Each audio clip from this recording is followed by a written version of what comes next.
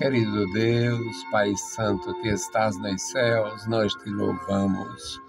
Obrigado, meu Senhor, pela tua bondade, pela tua graça. Obrigado, Senhor, pelo teu profundo amor para conosco. Obrigado, Senhor, pela manifestação do amor de Jesus através do seu sacrifício no Calvário. Meu Senhor, nós pedimos a Ti, Senhor, pelos nossos ouvintes, os nossos irmãos, os nossos amigos, abençoa os nossos ajudadores, recompensa com a bênção dos céus. Ó Senhor, guarda os meus irmãos. Nos dá, Senhor, a Tua direção e proteção. Livra a Tua igreja, Senhor, de todo mal. Guarda, Senhor, o Teu povo em toda a terra. Manifesta, Senhor, o Teu grande poder na vida desta geração da Tua igreja. Amado Pai, ouve a nossa oração. Em nome de Jesus Cristo, nós te pedimos. Amém. Saudamos a todos com a paz de nosso Senhor Jesus Cristo. Voltamos para apresentar a Voz da Igreja, programa da Escola Teológica União e Crescimento, a Unicres. Nosso desejo é comunicar a palavra do Senhor e o nosso texto hoje, Atos dos Apóstolos 16, 20 a 32. Um texto muito conhecido, muita gente prega. É bom pregar nesse texto, porque fala da atuação do ser humano, fala da autoridade civil e religiosa, fala do poder do Senhor, a mão invisível do nosso Deus fazendo as coisas. Então é uma bênção a gente ter a palavra do Senhor em nossas mãos.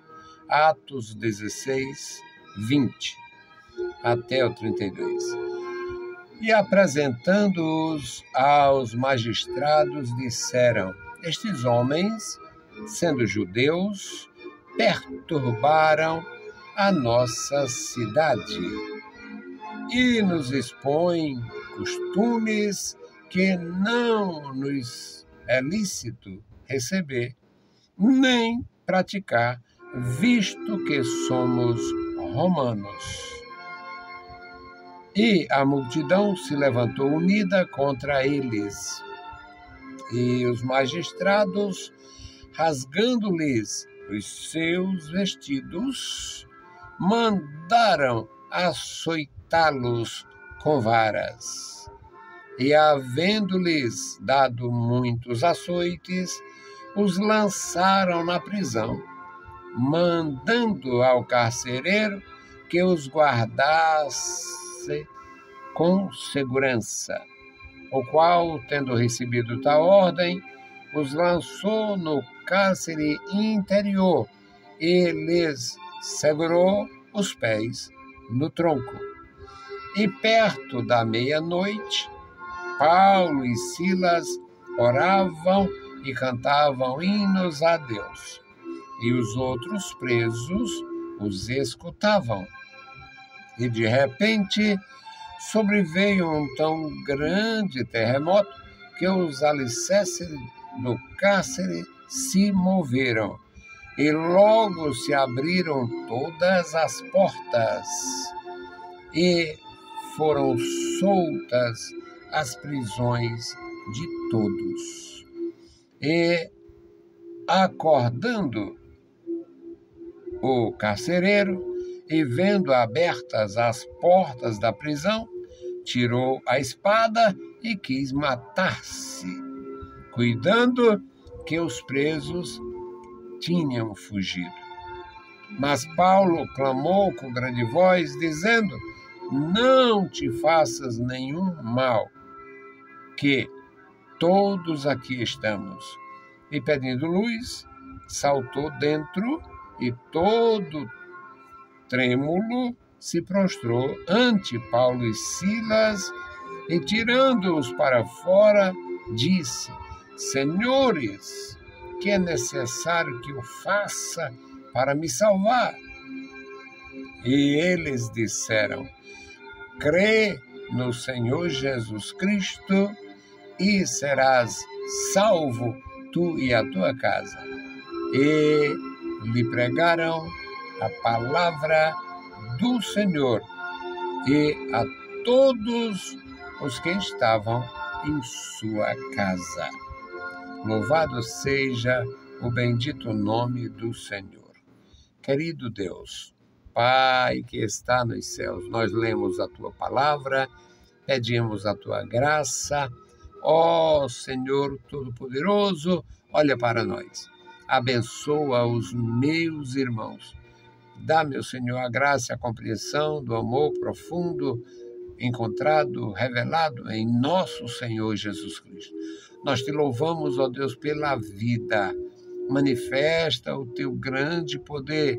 Ajuda, Senhor, os nossos irmãos, os nossos ouvintes. Tenha compaixão, faz maravilhas, Pai, porque Tu és o mesmo ontem, hoje e eternamente. Dá graça aos Teus servos, os que Te amam.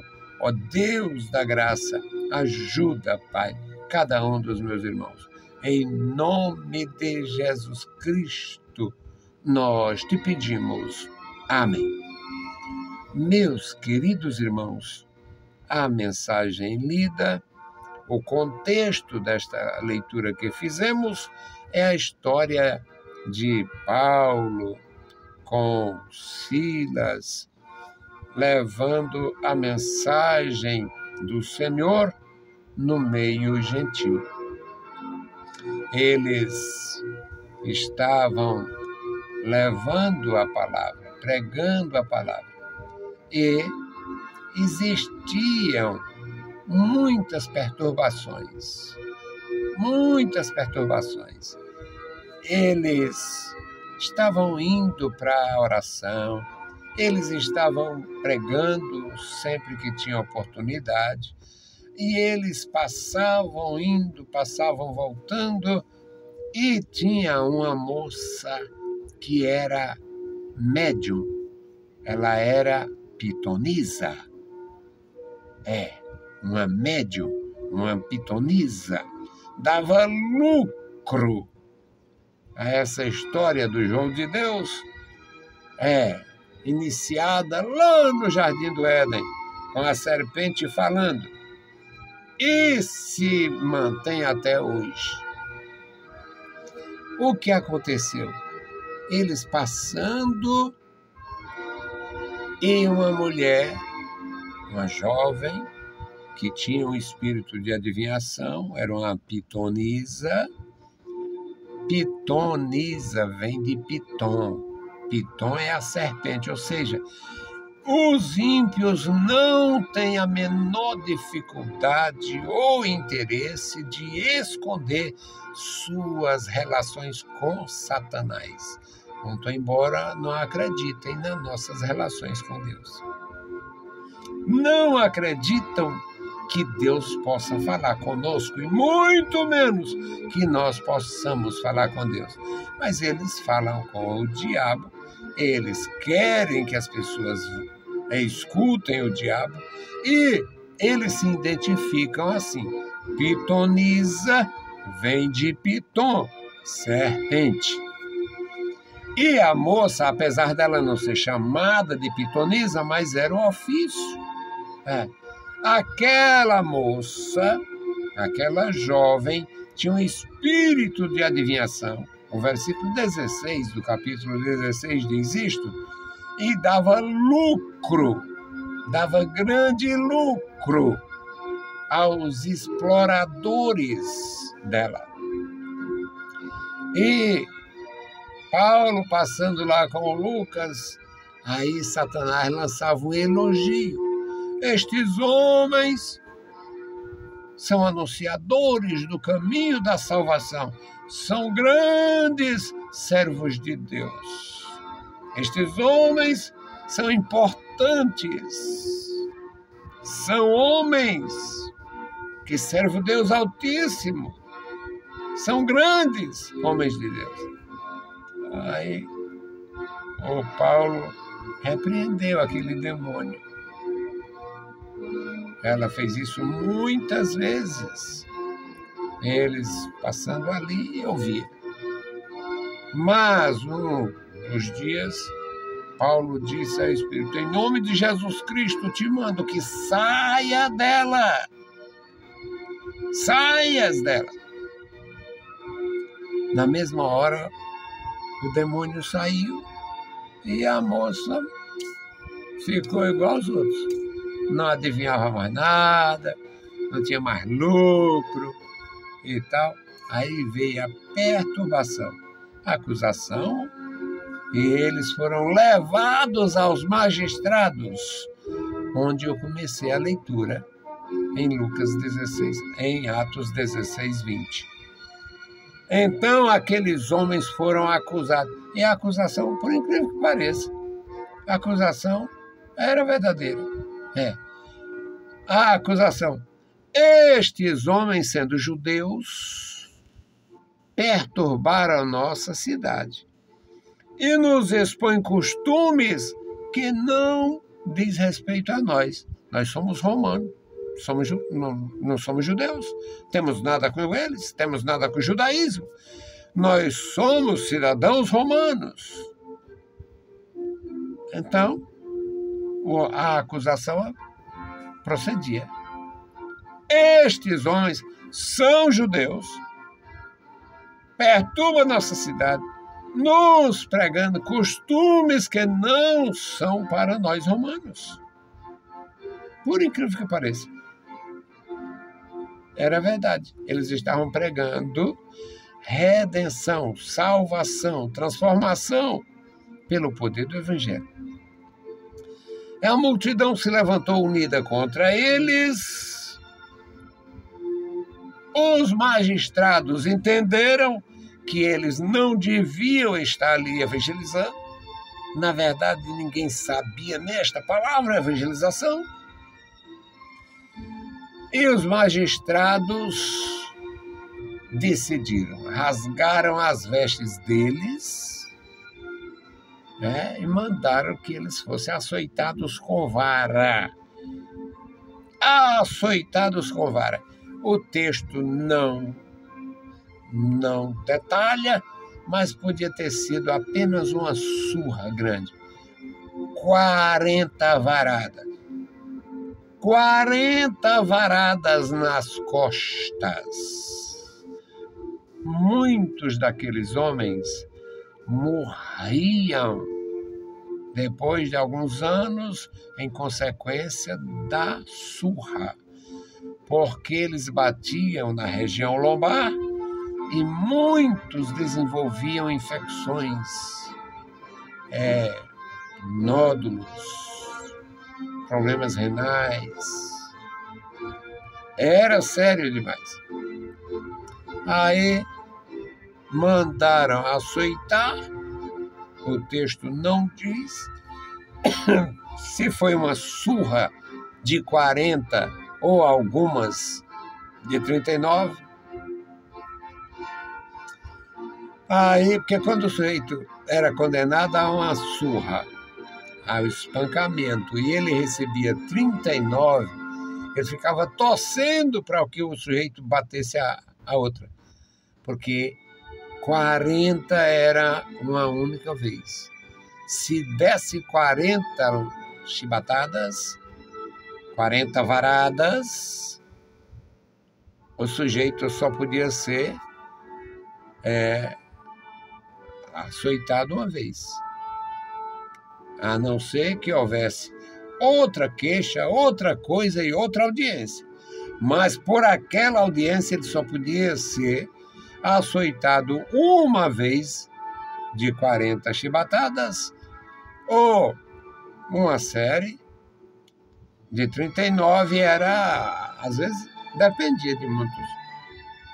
Às vezes os próprios encarregados dos cárceres decidiam, se não houvesse clareza na sentença. E dando muitos açoites, lançaram na prisão e mandaram o carcereiro guardar com segurança. Olha, cuidado, tenha cuidado. E o carcereiro, recebendo esta ordem, botaram eles no fundo da prisão e ainda com os pés no tronco. O tronco era um tronco mesmo. Era uma árvore que eles trabalhavam e fixavam no chão. E a outra peça era colocada por cima.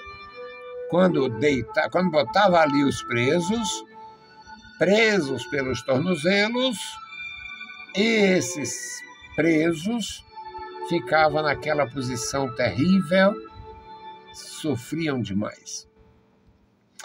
Aí, além de estar no interior da prisão, com os pés no tronco, mas eles sabiam em quem tinha crido, eles sabiam que tinham sido ordenados, orientados para levar a palavra.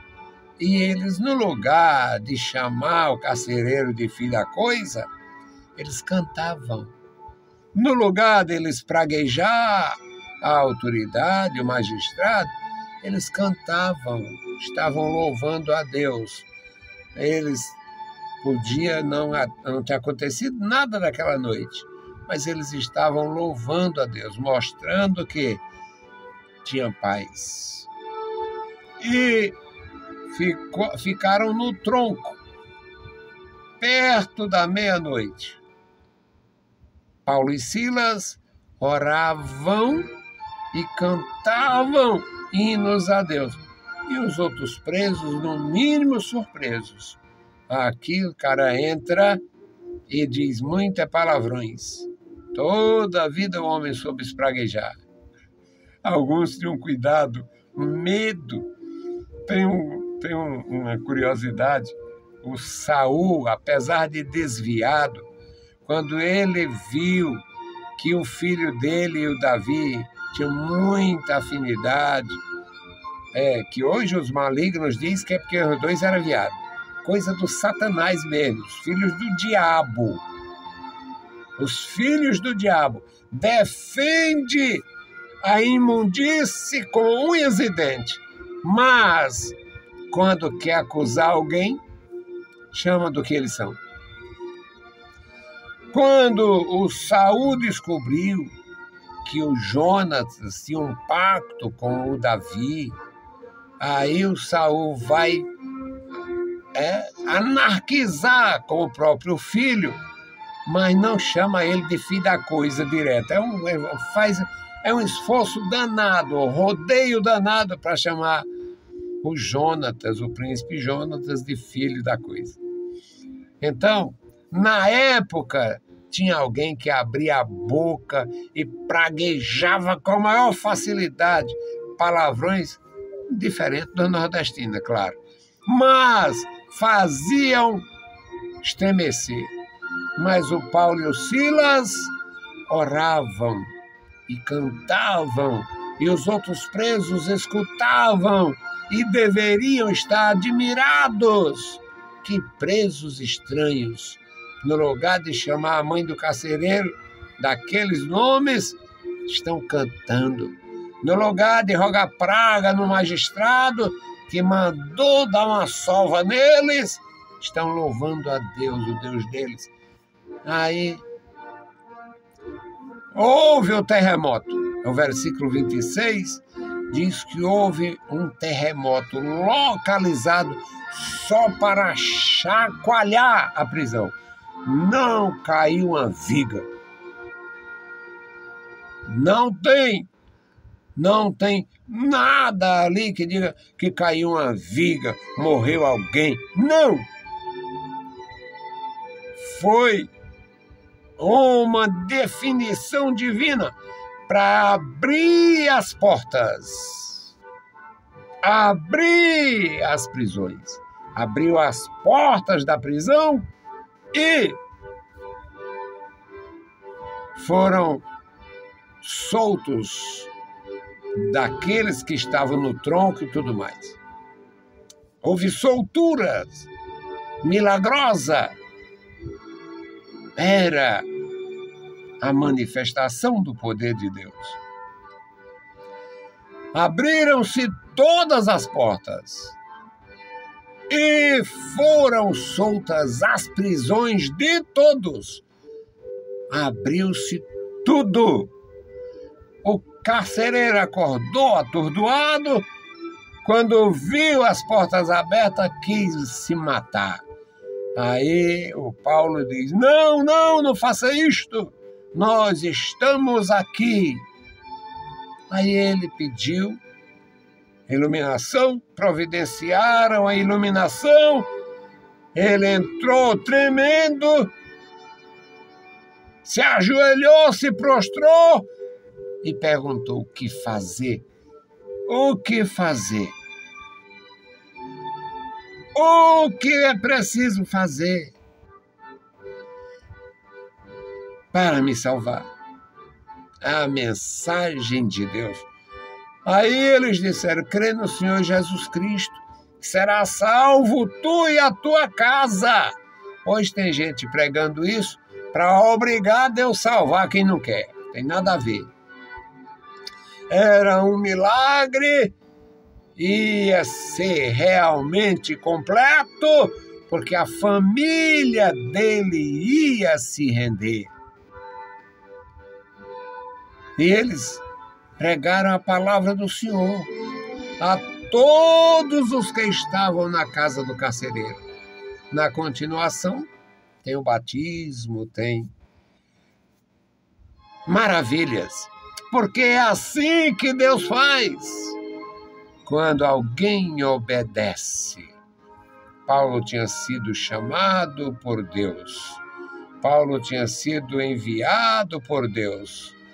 Quando ele teve aquela visão: passa a Macedônia e ajuda-nos, ele concluiu: Deus está me chamando para pregar. Aí eles foram,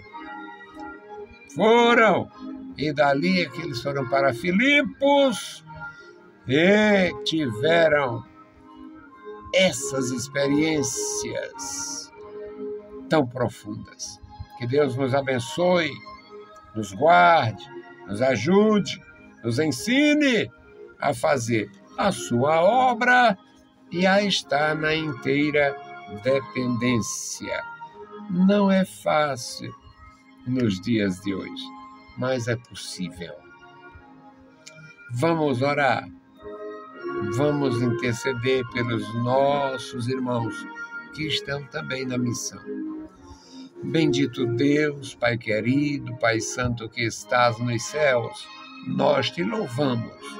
Obrigado pela vida, obrigado pela salvação, obrigado pela missão, obrigado pela tua igreja, obrigado pelos teus servos, Pai, que fazem a tua obra, obrigado pelos missionários, Pai, que estão em outras terras, levando a palavra da salvação.